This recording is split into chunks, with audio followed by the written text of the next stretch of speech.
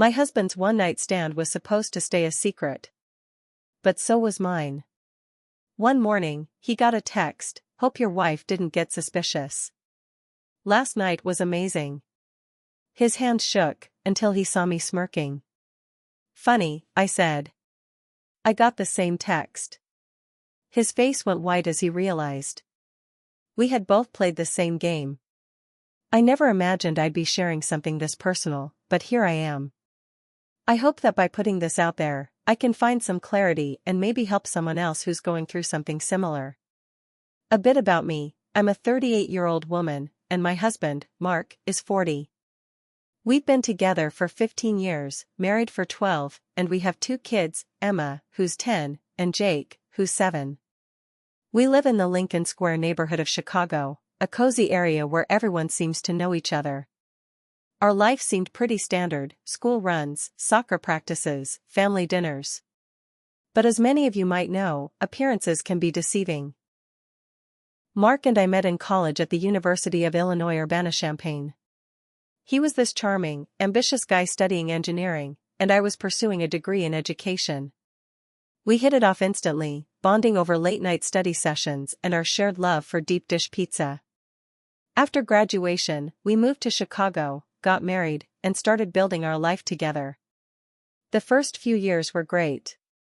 Mark landed a job at a reputable tech firm downtown, and I began teaching at a local elementary school.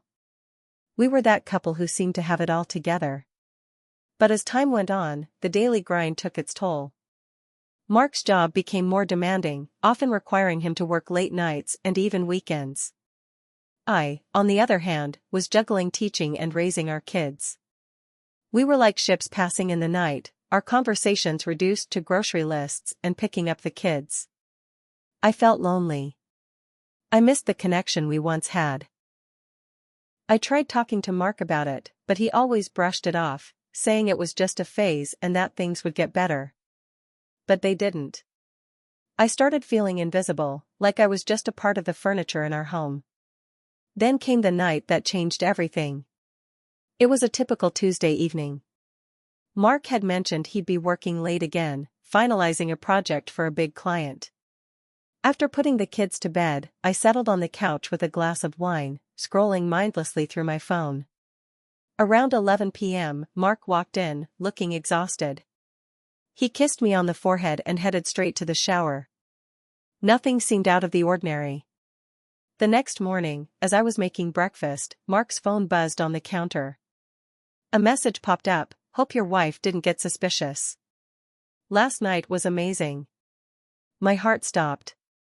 I felt like the ground had been ripped from under me. Mark walked into the kitchen at that moment, saw the message, and his face went pale. His hand shook as he reached for his phone. Before he could say anything, I let out a bitter laugh. "Funny," I said, pulling out my own phone. "I got the same text." His eyes widened in shock. "What are you talking about?" I handed him my phone, showing him the message I received: "Can't stop thinking about last night. Hope your husband doesn't find out." We stood there, staring at each other, the weight of our mutual betrayals hanging heavily in the air. After what felt like an eternity, Mark broke the silence. "So, we've both been unfaithful." I nodded, tears streaming down my face. "Seems that way." We sat down at the kitchen table, the same table where we had shared countless meals, helped our kids with homework, and planned our future. Now, it felt like unfamiliar territory. Mark ran his hands through his hair, a gesture he always did when he was stressed. "Why did you do it?" he asked, his voice barely above a whisper. I took a deep breath, trying to steady my trembling hands. "I felt alone, Mark. You were always working, always busy. I needed to feel seen, to feel desired." He looked down, guilt evident in his eyes. "I didn't realize you felt that way." "What about you?" I asked, my voice breaking. "Why did you cheat?" He sighed. "I guess I felt the same." We drifted apart, and I sought comfort elsewhere. But it was a mistake. A huge mistake. We sat in silence, the gravity of our actions sinking in. The trust we had built over years was shattered in a matter of moments. Over the next few days, we had some of the most honest and painful conversations of our lives. We decided to seek counseling, both individually and as a couple. We knew that rebuilding our marriage would be a long and arduous journey, but we were willing to try, for ourselves and for our children. It's been 6 months since that fateful morning. Counseling has been tough, forcing us to confront our shortcomings and the cracks in our relationship that we had ignored for so long. We're learning to communicate better, to be more present for each other, and to prioritize our marriage amidst the chaos of daily life.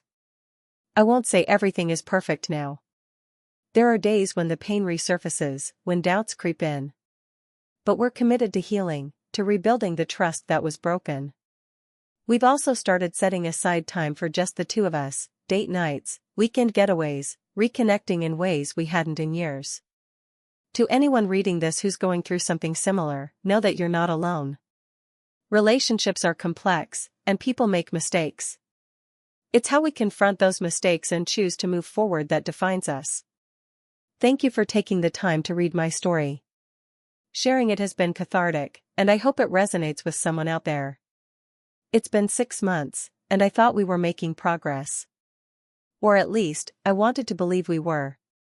Weekly counseling sessions, more dinners together, even trying to plan a weekend trip without the kids. It felt like maybe, just maybe, we were crawling out of the wreckage. Then last week, something happened that knocked the wind out of me. It started with a voicemail. I don't usually check Mark's phone, honestly, I didn't want to live like that. But that morning, he left it at home. I heard it vibrating nonstop while I was making breakfast. Figuring it might be work or something urgent, I picked it up. 5 missed calls. 1 voicemail. I don't know what made me listen. I knew I shouldn't. But curiosity, maybe fear, took over. The voice on the voicemail was a woman's. Calm, almost cold. Mark, I need to know what you're going to do. I told you, I'm not waiting forever. You promised me something and I need to know if it still means anything to you. I'm tired of being a secret. I stood frozen, toast burning in the oven. My stomach dropped. I played the message 3 times to make sure I wasn't imagining it.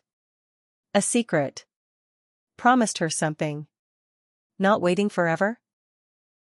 I sat on the kitchen stool, heart pounding, trying to make sense of it. This wasn't old. The timestamp said 7:14 that morning. So, this wasn't about that one night stand. This was something ongoing. Something recent. I felt sick. He got home around 6 p.m. I acted normal, probably too normal. I wanted to give him the chance to come clean. To say something. Anything. He didn't. Over dinner, he talked about a new guy at the office. Jake showed us a robot he built out of Legos. Emma had a story about a book she's reading. Mark smiled. Laughed. Held my hand. Like everything was fine. But inside, I was screaming. That night, I didn't sleep. I laid there, staring at the ceiling while he slept next to me. Peacefully. The next morning, I asked him directly. Is there something you need to tell me? He looked at me, eyes wide. What do you mean? Anything. About anyone else? He paused. Too long. That pause was louder than any confession. No, he finally said. Why would you ask that? So I told him. The voicemail. The message. His face turned pale. Just like the first time. Then came the lies. She's someone from work, nothing's going on. She's crazy. She must have misunderstood. I stared at him while he scrambled, like a kid caught stealing. And I realized something, I wasn't even angry. Not in the way I expected. I was numb. Tired. Disappointed, yes. But mostly? Done playing nice. I said nothing else. Just walked away. But that wasn't the end. 2 nights later, my phone buzzed while I was brushing my teeth. Another message. From a number I didn't recognize. She's not the only one. You might want to check the messages he deleted last weekend. No name. No context. Just that. I stared at the message for a long time.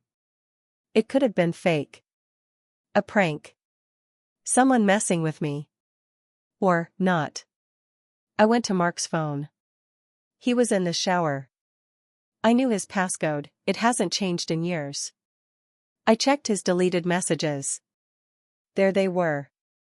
At least 10 conversations. Most short. But one stood out. From a contact saved under just a first name, Tracy. Her, I miss the hotel nights. When can we do it again? Him, I told you. It's hard right now. She's suspicious. Her, then lie better.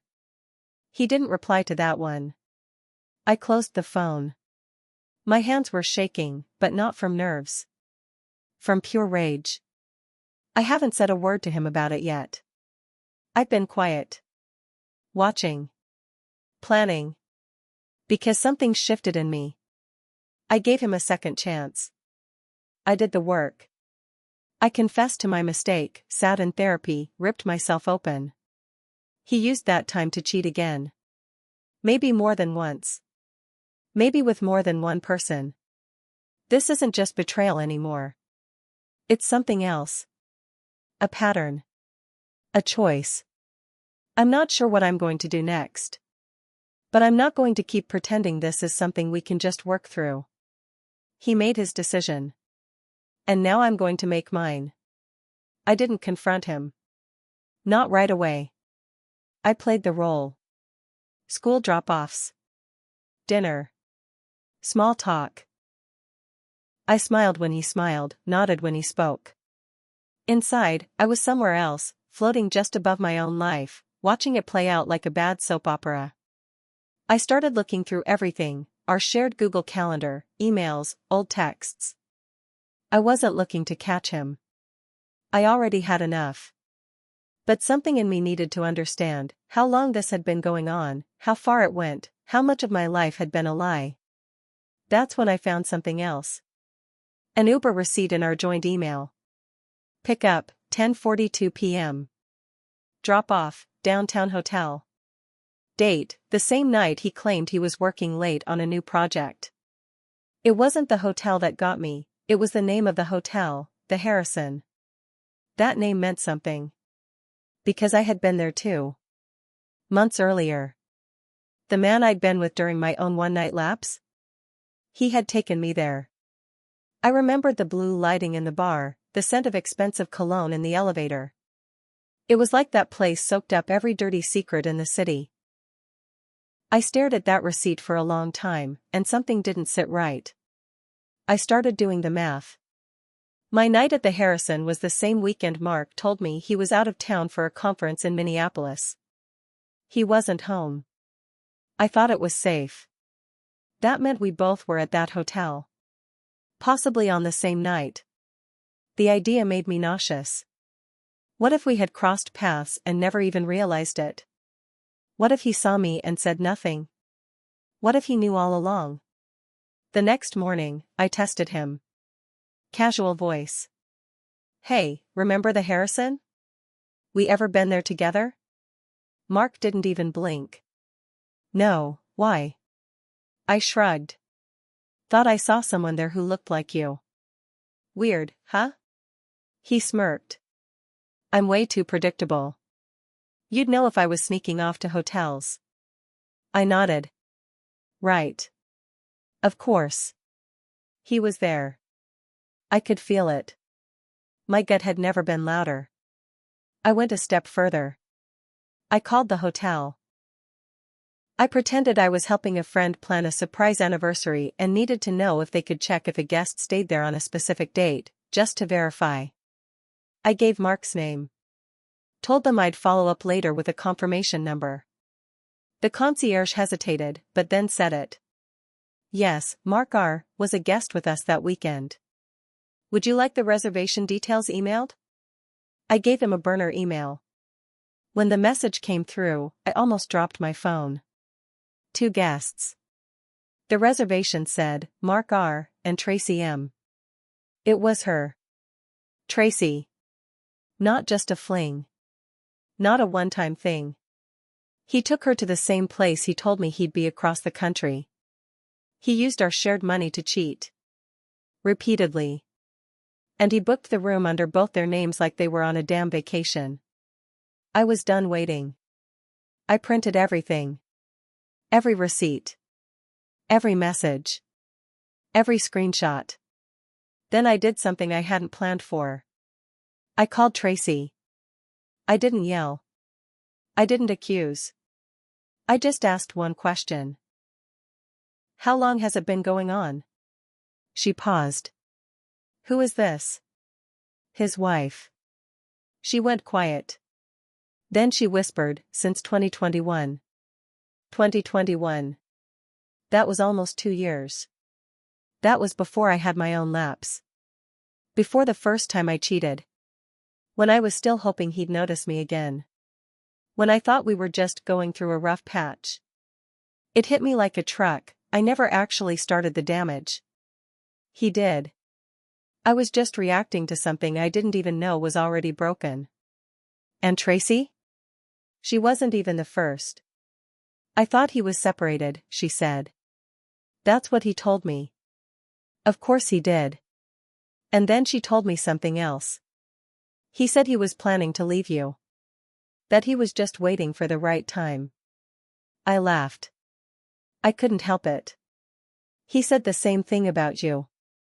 She hung up. I sat there, papers in my lap, phone in my hand, and felt something shift in me. A cold, clean sort of clarity. This wasn't a mistake anymore. It was a strategy. A pattern.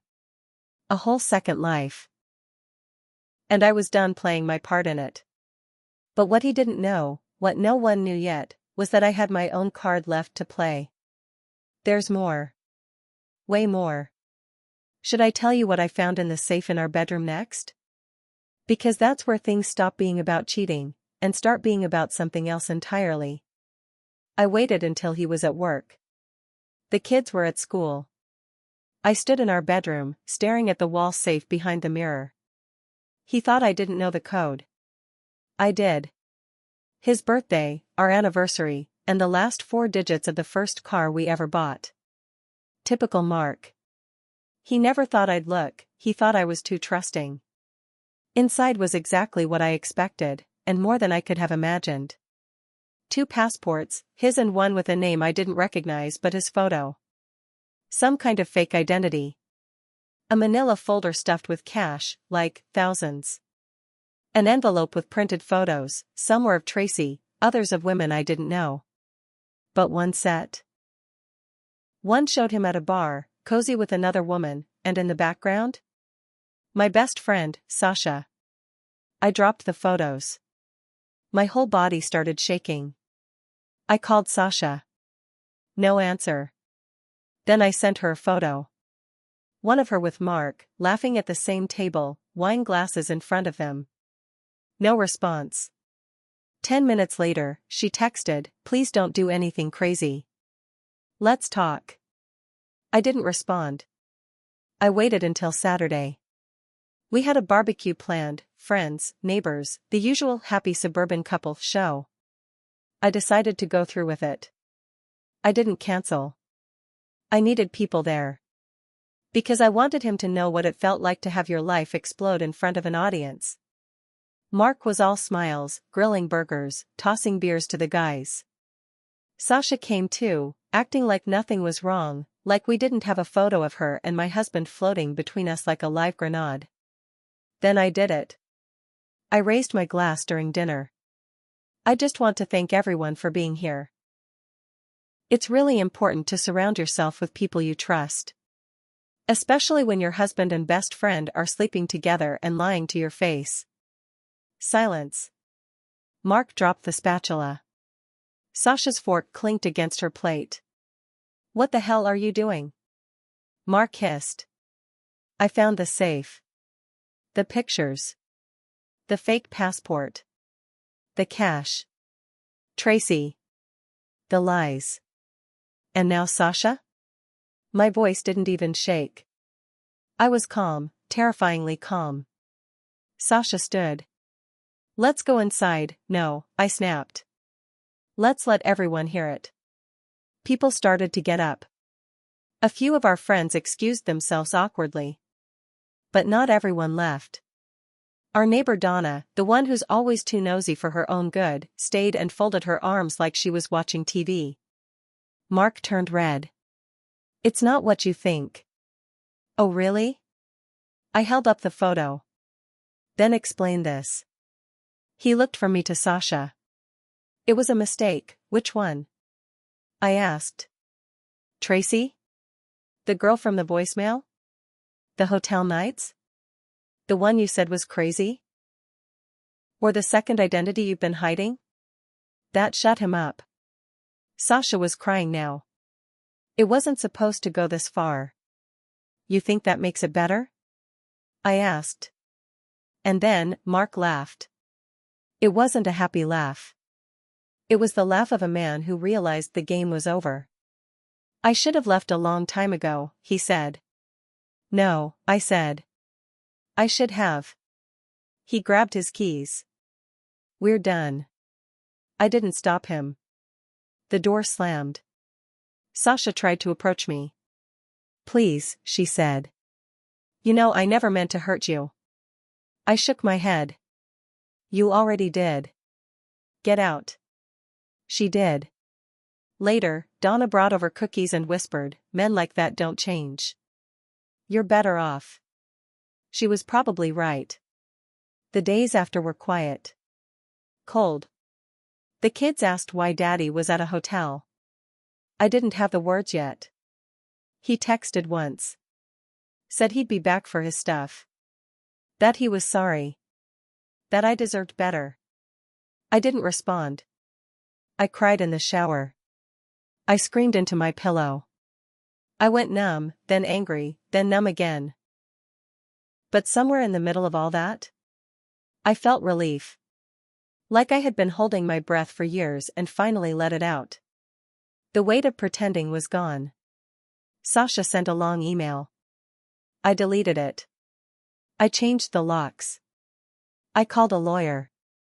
And for the first time in a long time, I slept without checking the time, waiting for his footsteps, wondering where he was. I don't know what's next. I don't know if I'll ever trust someone again. But I know this, I stayed too long in something that was broken because I was afraid of what it meant to walk away. Now I'm walking. Even if I don't know exactly where I'm going. But I'm not lost anymore. Not really.